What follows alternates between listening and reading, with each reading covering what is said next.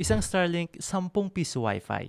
Yan ang pag-uusapan natin sa video na ito. I-discuss po natin lahat ng kailangan mong malaman tungkol sa pag-setup ng maraming piso Wi-Fi gamit lang ang isang Starlink. Kaya nga ba ito ng isang Starlink? Sasabihin ko na sa inyo agad, kaya. Tatalakayin nga natin ngayon kung paano gawin ang setup na ito. Ipapakita ko po sa inyo ang diagram kung paano ito gawin. Isasama na rin natin ang listahan ng mga gamit na kailangan nating bilhin, pati na rin kung saan nga ba makakabili nito. Okay, simulan na natin. Ang unang kailangan mo para makasetup ng maraming piso Wi-Fi gamit lang ang isang Starlink ay ang Microtech router. Isa-isahin natin ngayon ang dahilan kung bakit nga ba kailangan mo ng Microtech router, especially kung marami ka ng piso Wi-Fi na nakakabit sa Starlink. Okay, ang unang dahilan kung bakit kailangan natin ng Microtech router ay para sa bandwidth management. Yung sinabi ko kanina na 10 piso Wi-Fi ay hindi yun biro. Actually, easy lang yan para kay Starlink kung meron kang proper bandwidth management. So ano nga ba ang bandwidth management? Ang bandwidth management ay ito yung pagkukontrol ng speed na nakukonsume ng bawat piso Wi-Fi na nakakonect sa Starlink. Hindi lang ito sa piso Wi-Fi kundi sa bawat client or devices na rin na nakakonect sa piso Wi-Fi. Halimbawa kung ang Starlink mo ay 200 Mbps, pwede mong hati-hatian yan sa 20 Mbps bawat piso Wi-Fi. So 20 times 10 equals 200. So 10 piso Wi-Fi ang pwede mong ikabit sa iyong Starlink. Pero alam mo ba na kahit 100 Mbps lang ang nakukuhang speed ng iyong Starlink ay pwede mo pa rin yung kabitan ng 10 piso Wi-Fi. Sasabihin ko po sa inyo mamaya kung paano ito gawin. Sa ngayon, proceed muna tayo sa pangalawang dahilan kung bakit kailangan natin ng Microtech router. Ang pangalawang dahilan kung bakit kailangan natin ng Microtech router is for admin interface restriction. Alam mo bang pwedeng i-stow or i-restart ang iyong Starlink ng kahit sino basta connected sila sa network mo? In short, kailangan lang nila kumonek sa piso Wi-Fi mo at mag-download ng Starlink app. Pwede na nila i-stop or i-restart ang iyong Starlink.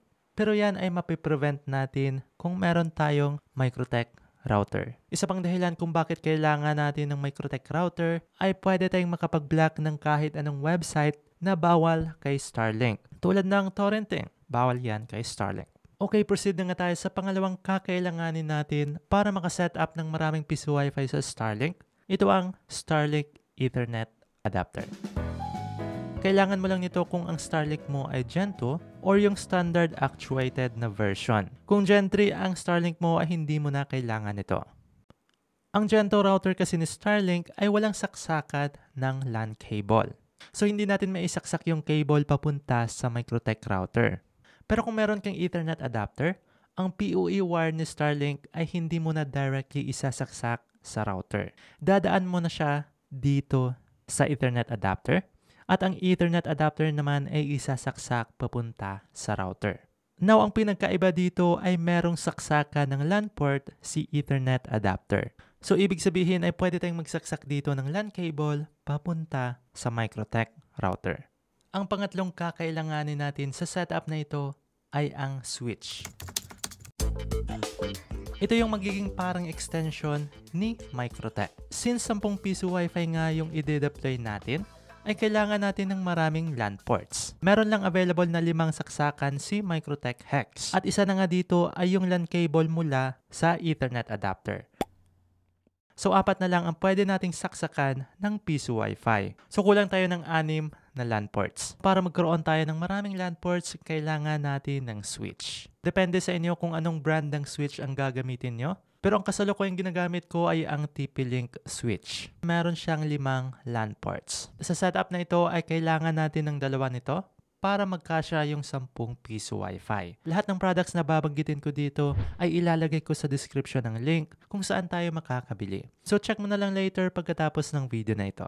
Ngayon, since malayong lugar ang paglalagyan natin ng piso Wi-Fi, pag-uusapan naman natin kung paano natin itatapon ang connection mula dito sa Starlink natin papunta sa malayong lugar or sa lugar na paglalagyan natin ng piso Wi-Fi.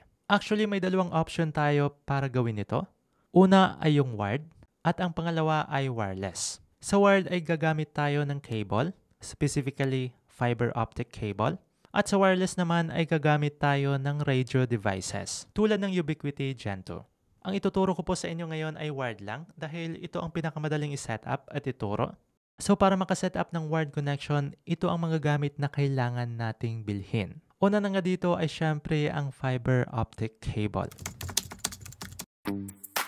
Dito natin padadaanin ang internet mula sa Microtech papunta sa lugar na paglalagyan natin ng piso Wi-Fi. Ganito po kasi yan. Halimbawa maglalagay tayo ng piso Wi-Fi, 300 meters ang layo mula sa Starlink, ay hindi yan kakayanin ng UTP cable. Dahil ang UTP cable ay may limit lang na 100 meters for maximum performance. Kung lalagpas sa 100 meters ay hindi na yan kakayanin ni UTP. So ang gagamitin natin ay fiber optic cable. Dahil ang fiber ay kayang-kaya niyang umabot ng kahit ilang kilometro. Ganito ang mangyayari.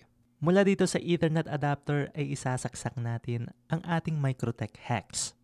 Then mula naman sa Microtech hex ay isasaksak natin ang dalawang switches. Then mula sa switch ay maglalatag na tayo ng fiber optic cable papunta sa paglalagyan ng piso Wi-Fi. Now aside sa fiber optic cable, ang pangalawang kakailanganin natin sa wired connection ay ang media converter. Bakit kailangan natin ng media converter? Ang internet po kasi galing sa ports ng switch ay dumadaloy gamit ang electrical signals. Ngayon, ang electrical signals ay hindi nakakadaan sa fiber optic cable. Dahil nga, glass ito. Ang nakakadaan lang dito ay yung light signals or tinatawag nating optical signals. Ang ginagawa ng media converter ay kino-convert ang electrical signal na lumalabas mula sa switch para maging isang optical signal na pwede nang makadaan sa fiber optic cable. Pagdating sa paglalagyan natin ng piso Wi-Fi ay meron ulit tayong isang problema. Ang internet source ng piso Wi-Fi ay gumagamit ng LAN cable or yung UTP cable. Ibig sabihin ay naka-electrical signal siya. So hindi niya directly na mababasa yung optical signal galing sa fiber. Dito kailangan natin ulit ng isa pang media converter. Ang gagawin naman ng second media converter na ito ay i-convert niya pabalik para maging electrical signal ulit na pwedeng dumaloy sa UTP cable. Dito naman sa gitna ng piso Wi-Fi at media converter ay mas maganda na maglagay tayo ng PPPoE router. Bakit nga ba kailangan nating lagyan ng PPPoE router? Di ba pwedeng isaksak na lang directly yung piso Wi-Fi sa media converter? Actually pwede, pero mas recommended na gumamit tayo ng router. Marami siyang advantages. Isa sa mga advantages niya ay mas madali yung bandwidth management natin, especially kung marami ka ng piso Wi-Fi na nakakabit sa Starlink. Ang ginagamit ko na router na merong PPPoE na functionality ay itong Mercusys. Ito ang ginagamit ko na router dahil ito ang pinakamura ngayon sa market. So ang mangyayari dito ay isasaksak natin ang LAN cable mula sa MediaCon papunta sa PPPoE router. Mula naman dito sa LAN port ni router ay isasaksak natin ang LAN cable papunta sa piso Wi-Fi. Yung MediaCon ng pangalawang piso Wi-Fi natin ay dito natin isasaksak.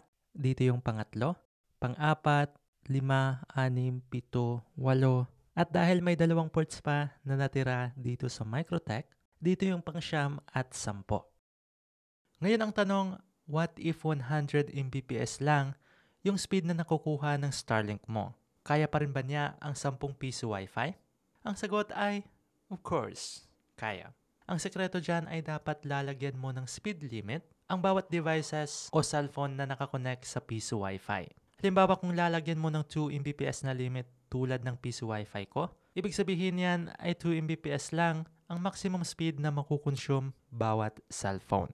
Kung ika-calculate natin, kailangan ng 10 cellphones na nakakonect sa piso Wi-Fi para posibleng makonsume talaga yung 20 Mbps na na-allocate natin para sa isang piso Wi-Fi. Pero sasabihin ko na ito sa inyo na bihira na ma-maximize o ma-fully consume yung allocated na 20 Mbps sa piso Wi-Fi natin.